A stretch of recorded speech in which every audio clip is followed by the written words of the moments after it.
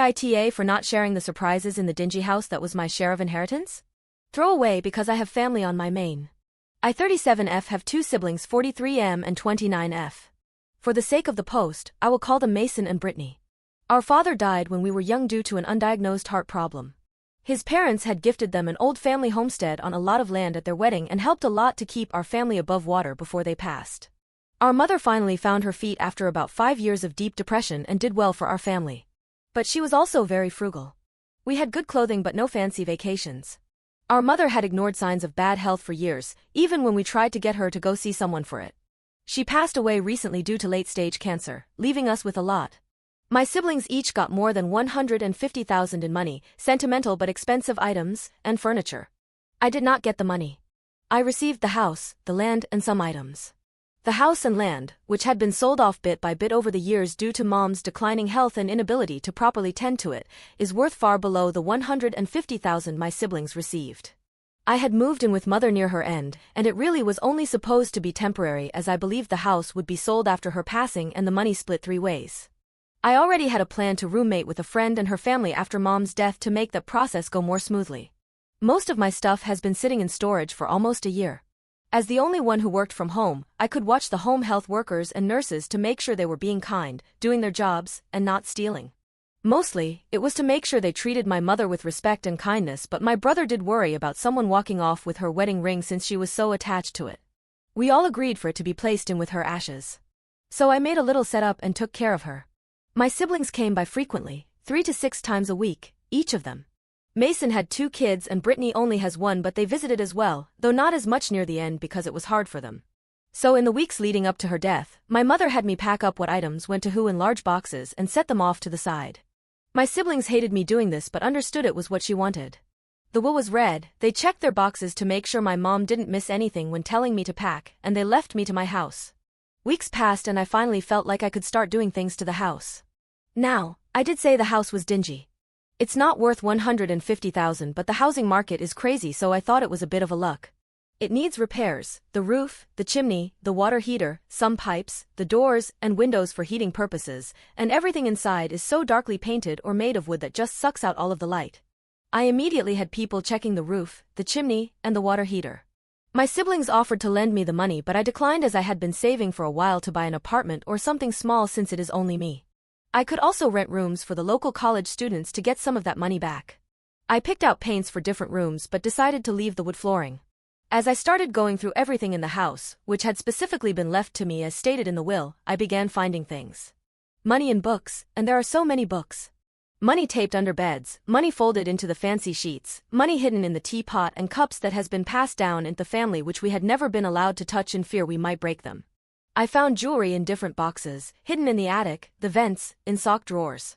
Some of it was so gaudy it had to be costume, but I put it all together, thank goodness I did, and took it to be appraised. The worth of the jewelry is nearly half of what my siblings got. Even the would-be costume jewelry is worth something. Even now, I'm still finding things. I found antique items, fancy watches, untouched clothing and bags with price tags still on them, belts and shoes still in their boxes. All of this was tucked away, apparently hidden, and not talked about. Some of the clothing still had receipts, and since neither I nor my sister can wear them, I took them back to see if I could get the refunds or started selling them online, since, again, everything left in the house was specifically left to me. I took the cash and used it to help pay for the immediate repairs, and it almost covered the whole thing. I looked through the jewelry and kept what I liked, which was very little as I am not into that sort of thing, and put aside some for my sister and my brother's daughter. I liquidated the rest and put that into savings. I also put aside some of the bags and belts and watches for my siblings and their families. We can't fit the clothes, but those things are easier to swap around. I invited everyone over and gifted them the items, telling them I had found them while I was cleaning everything out and thought they may like to have them. Everyone was happy to get them, and there wasn't much bickering among the kids. They asked what else I found and I explained the jewelry I kept and the clothing I was selling off. My brother got a weird look on his face and asked if I had found any money.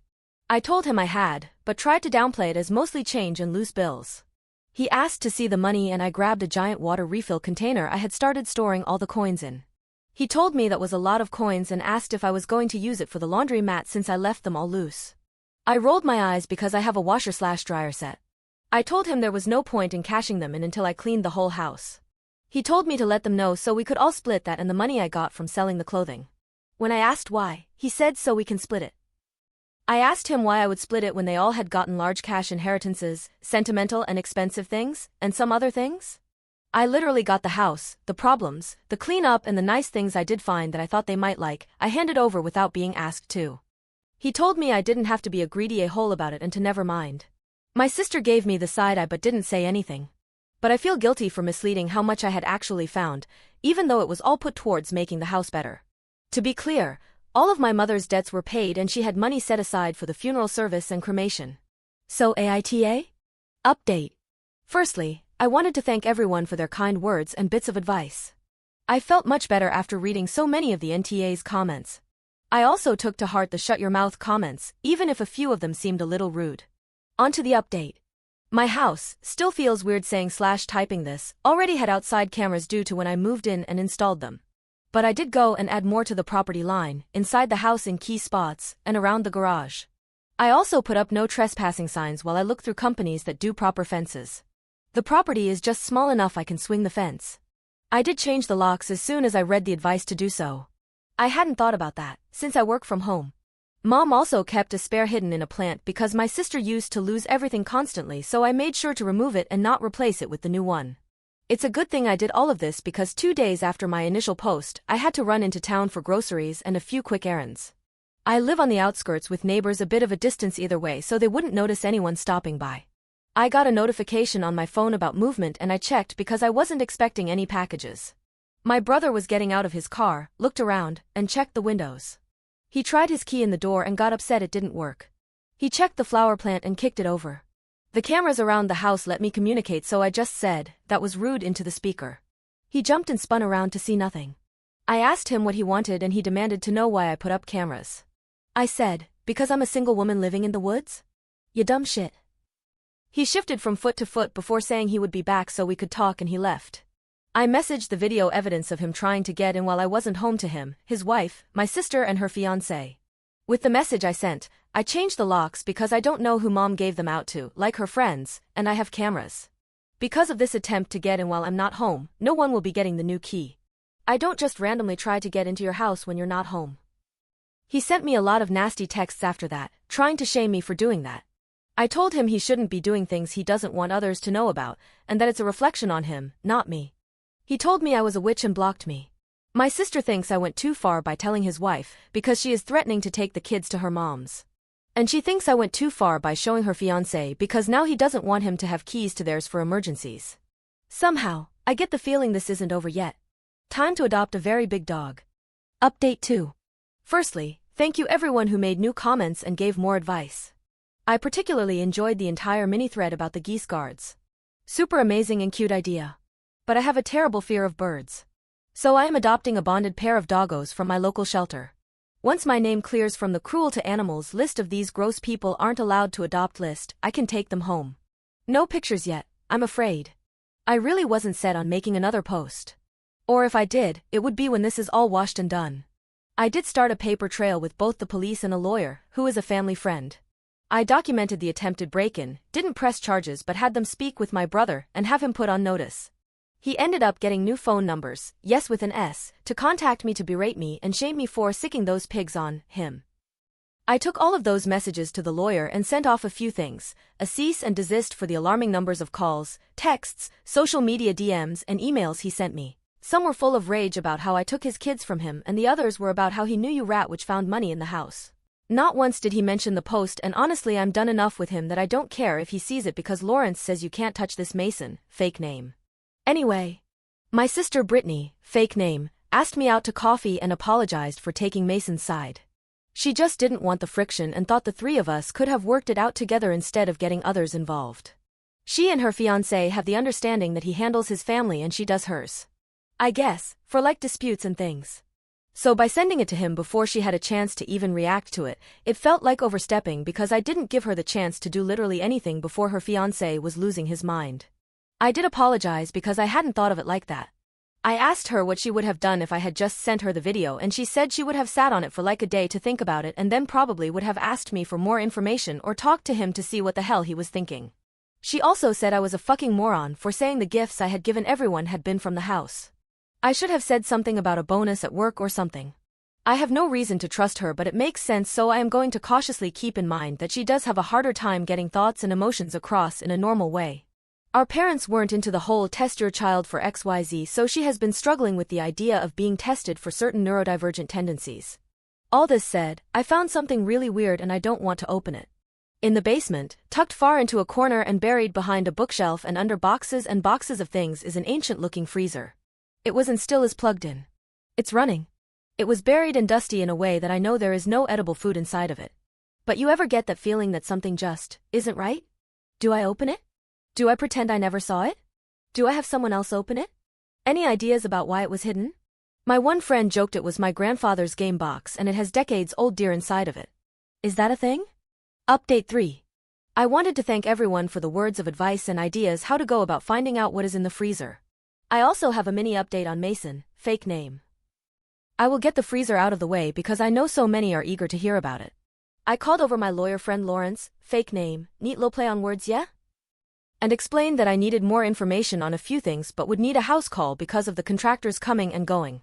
When he arrived and no one was there, he looked annoyed until I explained the freezer. He told me if we found a body, he was bailing but was laughing as we went down to the basement. This was all yesterday.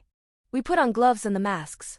He held the camera and said all this identifying stuff like date, time, address, etc. I opened it. Inside were important documents sealed in a lot of plastic.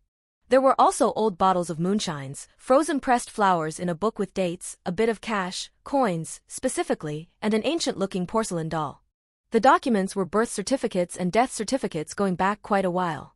It looks like I would have had another sibling if they had lived, and I would have had 3 more aunts if they had lived, and a few other even older relatives. We figure the flowers were from the funerals or services, considering the dates attached the pages the flowers were pressed. The bottles, jars, really, of moonshine looked old. The only reason I knew it was moonshine was thanks to Lawrence. He said alcohol doesn't usually freeze and he opened it and told me based on the smell. The coins will be appraised very soon, as I am also still going through all the other coins I have found in the curtains and other odd places. Thank you to the Redditor who told me to look in the curtains. As for the doll, it looks very old but in good condition. It was in a box and wrapped with cloth, old newspapers, and more. Lawrence thinks the hair on its head is real and human, because it certainly isn't synthetic. I had to dry it off after it thawed and there is a name smudged on its foot. It's sitting on my living room coffee table right now. I'm not sure what to do with it. The newspaper dates give us a vague idea of the time frame it was put away in and it's old. On to Mason. His wife has filed for divorce. She is going for full custody. She has the kids with her at her mother's. She reached out to me and explained that Mason had told her the only thing left was the house and it was willed to all 3 of them, and that he was waiting for me to buy out his part of the house. But when I sent that message, something seemed hinky. So she started to dig. Mason has maxed out all their credit cards, the house is now on a reverse mortgage when it had been paid off, and he opened a few in her name. He didn't use that life-changing money left to him to pay off any of that. She isn't sure where the money went, but when she locked down her credit, it left him unable to use the cards he took out in her name and it sparked a massive fight. I can't even begin to imagine where the money has gone. He doesn't have new cars, new devices, new anything. Their 2 kids 14F and 10M are both old enough to understand what is going on. They won't talk to him until he tells them why they are losing their childhood home, why he hurt their mom, and where all the money is. My niece knows all the accounts are empty, including her college account, and she is furious. My nephew isn't as worried about college, understandable. Mason keeps messaging me about how it's all your fault and just overall being nasty. I would have blocked him if it wasn't for the fact we are collecting evidence.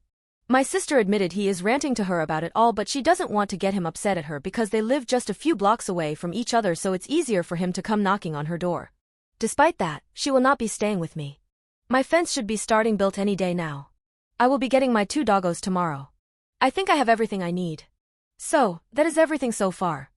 Update 4. Hello everyone. I'm sorry it's been a bit since I updated. Between the fence, the new doggos, and problems with Mason, I just didn't have time to update. So to start, I am very sorry to say that I have forgotten my doggy tags. When I have time or remember, I will post them on this profile. One is a pit tie and one is a German Shepherd. They are both high energy but not what one would consider pups, though they are my pups. Next, thank you everyone for your wonderful insight and ideas. I did pass along to my soon-to-be ex, Sil about checking her children's credit. I checked mine as well. The kids have smaller problems with their credit now, thanks to Mason. She locked down credit and I sent Lawrence, my lawyer, fake name, to speak with her and he set her on a path of wrecking Mason with one of his lawyer friends who specializes in this sort of thing. My credit was not touched but I have locked it down, and I warned my sister of the same but I haven't heard back. To clear a few things up quickly.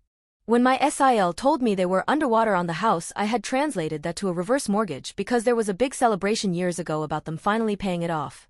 When SIL locked down her credit, she jumped through hoops and got the several cards that she did not open shut down. I don't know those details but it was done very quickly. Yes, several. So for the confusion, I do apologize. I wanted to keep things short. I won't be able to do much in terms of trust funds for my nibblings, unfortunately, but I am the trustee or overseer of the ones my mother had set up for them. Debating heavily on telling them / my SIL because word might get back to Mason. I fronted 3 months' worth of rent for my SIL so she could get her own place so that the courts had no reason to look at her with suspicion. Mason is quickly going to lose the house and I don't want any reason to chance her custody. Another reason I did that was so that she and the kids could get to somewhere he didn't know about. All contact is now through lawyers. Mason went to her mother's house while they were all out to a school function and destroyed the place. They are still trying to figure out if anything was taken. Furniture, pictures, and decorations were smashed, clothing, including his own kids, were shredded, and he threw mud all around the house. He popped tires on my SIL's car and threatened the neighbors.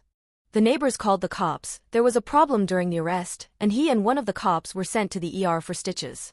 How he managed bail money, I don't know. But I suspect he bullied our sister Brittany into it. Because she has been radio silent during all of this. I think he may have taken up staying with her. The house is going to be taken any day now, and my SIL is fighting to keep her car. That was what my SIL told me. Mason has been non-stop messaging and calling me. He even started a smear campaign on social media, getting our extended family to ream me out for not supporting a grieving man who just lost his mother, his wife, his kids, his house, and his dignity. When I spoke with him it quickly became apparent he circulated one hell of a bullshit story that painted me as a wicked sister who stole everything from him and that's why I could afford to do all the work on the house. Like, I have a drug problem and dried up everything he had for drugs, rehab, and more. All bullshit. Even after talking with them, not very many believe me. My fence is being built, and work around the house is still ongoing. I added a home security system and a few hidden baseball bats because some of the DMs I got about what he could do scared me. I added extra locks around the house and am considering getting rid of the sliding glass door or getting something to lock it like a gate. Lawrence warned me putting too much going forward might harm my case of a restraining order and slander. So if I update it might not be for a while unless something wild happens.